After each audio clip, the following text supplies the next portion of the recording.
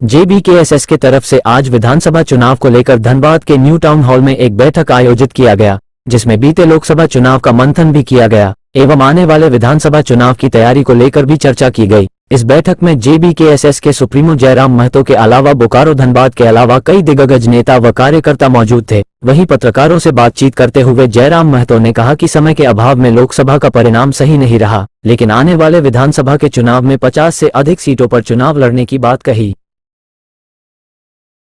समिति तमाम विंग और धनबाद और बोकारो जिला कार्यकारिणी समिति की थी, हो ही रही है। और आज की बैठक को इसलिए बुलाया गया है ताकि हम लोग विधानसभा के चुनाव में हम लोग की तैयारियां क्या होंगी, कैसे हम लोग विधानसभा के चुनाव को फतह करेंगे और इस राज्यवासियों के जो मुद्दे हैं उनके समाधान के लिए जाके नीति नियम बनाने में हस्तक्षेप कैसे करेंगे, इन सब गंभीर विषयों पर चर्चा परिचर्चा की जा रही है। चर्चा परिचर्चा भी जारी भी है। कितने सीटों पर तैयारी है? देखिए 50 से अधिक सीटों पे हमारी तैयारी है, क्योंकि लोकसभा में हम लोग 8 सीटों पे लड़े थे जिनमें 46 सीटें आती है, तो उनमें तो तैयारी है ही है। हर एक क्षेत्रों में हमारे कैडर हैं, कम हैं कहीं अधिक हैं, और विधानसभा चुनाव के नज़दीक जाते जाते उनकी संख्या में इजाफा होगा, दुगनी होगी तिगुनी होगी, तो उन सीटों पे लड़ेंगे। उसके अलावा 2-4 विधानसभा लोकसभा छूटे थे और उन सीटों पे भी हम लोग चुनाव लड़ेंगे। ये लोकसभा चुनाव जो हुआ उसमें हमारी चूक रही कि हमारे पास जो कैडर नहीं थे।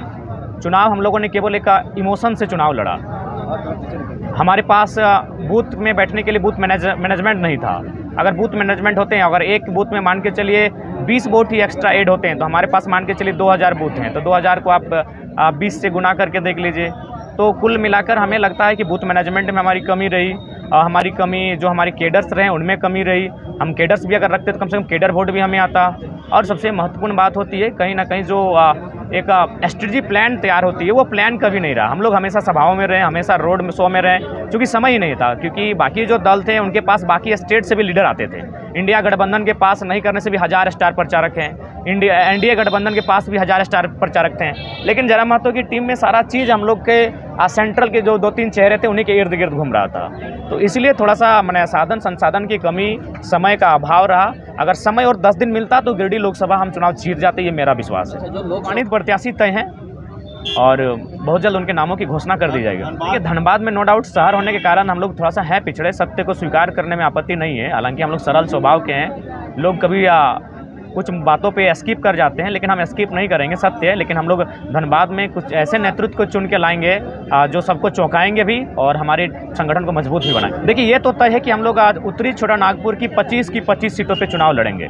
जो 7 जिला उत्तरी छोटा नागपुर पे आते हैं, उन तमाम जो 25 सीटें आती हैं, उन 25 सीटों पर हम लोग विधानसभा का चुनाव लड़ेंगे। उन सीटों पर कहीं किंतु परंतु कुछ भी नहीं है।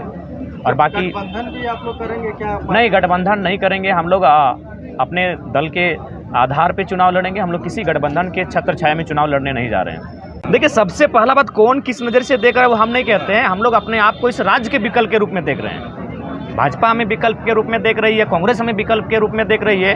वो हमारे लिए मसला नहीं है। हमारे लिए ये मसला है कि हम लोग खुद को, अपने आप को, हमारे अपने पार्टी को इस राज्य के आने वाले वर्षों में नए विकल्प के रूप में देख रहे हैं। और ये सत्य है, जिसका उदय होता है उसका अंत होता है। तो जो पार्टियां 30 साल पुरानी हैं, 40 साल पुरानी हैं, उनका एक दौर जाएगा जो डाउन की ओर जाएंगे, तो उस समय हम लोग इमर्ज होकर सामने आएंगे।